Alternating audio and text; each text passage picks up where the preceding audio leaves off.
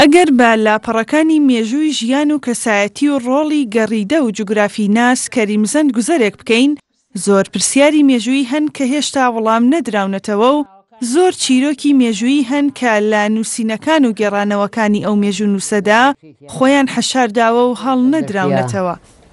زەروانی هەبووە مێژوونووس و جوگرافی ناسێک کە ساڵانێکە دەستوپەنجەی لە خزمەت نووسینەوەی مێژووی وڵات و ناسنامەی گەلەکەی نەرم کردووە و بە کاراکتەرێکی دیار و ڕاستگۆ و خاوەن قەڵەمی کاریگەر ناسراوە مامۆستا کەریمزەندە. ساڵی 1943 دوای شۆڕشی شێخ مەحموود من چونکە بەشدار بووم لە شۆڕشی شێخ مەحموودە چوین بۆ سەردەشت لەگەڵ چەند پیادە و سوارە و پیادەیەک لەگەڵ شێخ لەتیفی کوڕی شا مەحموود مەلیکی کوردستانە چوین بۆ سەردەشت. لەوێ بیرمان خستەوە کە کاتی خۆی شێخ مەحموود نامەی بۆ قۆنسۆلی ڕووسی نووسیوە کە داوای یارمەتی و کۆمەکی لێ کردووە. شێخ مەحموود نامەی نووسیوە بۆ قۆنسۆلی ڕووسی لە ورمێ، وتی نامەکە لای ئێمەیە.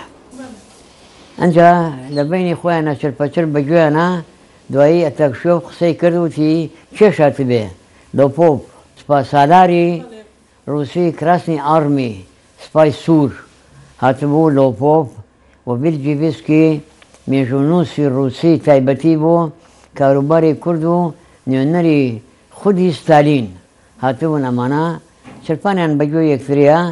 ئەتەکشۆف قسەی کرد وتی کوردسکی پرۆبلەم کێشەی کورد لە بەرنامە نییە خۆتان هەڵگرن بۆ کاتێکی تر بە خۆڕایی خۆتان یعنی قوربانی خۆڕایی مەدەن. ئەوە وەزارەتی فەرهەنگە، ئەوە پێشەوایە و ئاڵای کوردستانەوە ئەمە کوبرای عەزیمی و ئەمانە ئاپرفی کورد ڕەوشنبیر و مامۆسای ئەوێنەوە.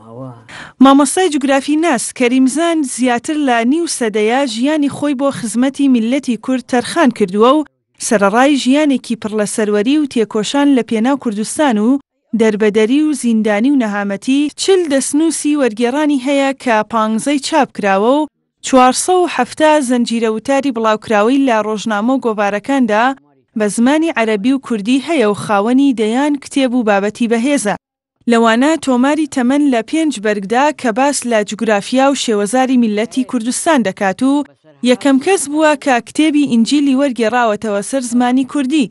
کەریمزەند لە سەردەمی کۆماری کوردستان لە شاری مەهاباد مامۆستای زمانی کوردی بووە.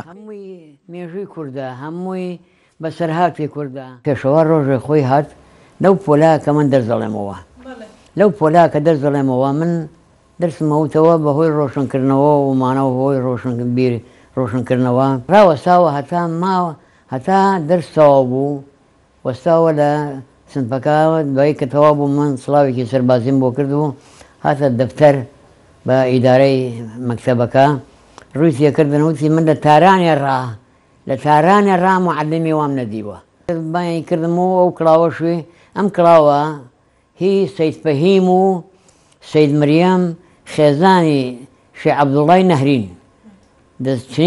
دەستی پیرۆزی ئەوانە ئەو نردبووی بە دیاری بۆ پێشەوە لە دەسڕێکی ئەوریشما کوڕەکەی سەید عەبدولقادری ناوبوو قوتابی بوو لای ئێمە وتی ئای زەند وتم بەڵێ وتی با بچینە خزمەت پێشەوە بابم ئەم کلێتەی ئەم نردووە بۆ دیاری بۆ پێشەوە. ئەویش وتی من ئەم دیاریەی ئێوە ئەم دیارە پیرۆزە نایە سەرسەری و ماچی کرد و وتی منیش خەمە سەرسەری مامۆستا ئای زەند کەریمزەند ئای زەندی منیش ماچم کرد و نامە سەرسەرمەوە تا ئێستا شەر بەسەرمەوەی ڕێزی لێ ئەگرم. هەر چێشتم بۆ خۆمان ئەلەوە لێنا لەو منزڵە سەدایمە دانازی بە خۆم و بە ماڵ و مناڵم و بە پیاوەکەمەوە کەم لە پێش هەموو شتێکە، چونکە هیچ شتێکی غەڵەتمان نەکردووە لە دنیا، نەخۆم نەمێردم نە مناڵم. کوڕەکەشم 7 دانە ساڵ پێشمەرگە بووە جامیعەی تەواو کردووە، پێی نەخستۆتە پۆستاڵی عەسکەریەوە ڕۆیوە بۆ بە پێشمەرگە 6 ساڵ لەم شاخ و کێوە بووە، دوایی هاتۆتەوە. ئەنجا کچەکانم عینی شت کچم گیراوە، بەخوا ئەم کچەم کە دکتۆرەیە لە سجن گیراوە هەر بە تەمای نەبووین، هەرچی بەسەرهاتی ناخۆش هەیە بەسەرمان هاتووە بە بۆنەی کوردایەتیەوە. هیوادارم ئەم کوردەش تۆزێ هۆش بێنێتەوە سەر خۆی، چاودێری ئەو میلەتە بکە شوانێکی باش بێ لەم دۆزەخ و لەم ناخۆشیە نەجاتمان با چاویان لە بەرزی و گەورەی خۆیان نەبێت چاویان لە میلەتەکەیان بێت. کەریمزەند حەمەساڵاح لە ساڵی 1925دا لە گەڕەکی مەڵکەندی شاری سلێمانی لەدایک بووە و خوێندنی ئاینی سەرەتایی و ناوەندی لە شاری سلێمانی تەواو کردووە و دواتر لە بەغدا درێژەی بە خوێندنداوە و بووەتە مامۆستا. لە ساڵانی سیەکانی سەدەی ڕابردووەوە تێکەڵی کاری سیاسی بووە و بەشداری شۆڕشەکانی شێخ مەحموود و مەلا مستەفای بارزانی و پێشەوا قازی محەممەدی کردووە.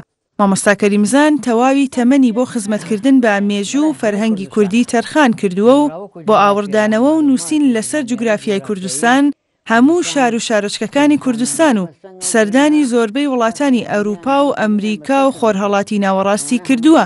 مامۆستا کەریمزان دەستەی نووسەرانی گۆڤاری ڕۆژی نوێ و گەلاوێژ بووە و چەندین بڕوانامە و خەڵاتی ڕێزلێنانی پێبەخشراوە. مامۆستا کەریمزەند پیاوێک لە مێژووە کە مێژووی کوردستان دەنووسێتەوە ئەو دەمێکە ئاشنای خەمەکانی کوردستانە هەر بۆیە ئاواتە خوازە لە داهاتوویەکی نزیکدا کوردستان سربەخۆیی یەکجاری بەدەست بێنێت. وەک خۆشی دەڵێت گرنگ نییە بۆ ئەو کە ئەو سربەخۆییە نەبینێت، گرنگ ئەوەیە نەوەکانی داهاتووی کوردستان بە سربەخۆیی و بە شانازیەوە لە کوردستانێکی ئازاددا بژین. ژاڵە محەممەد، NRT سلێمانی.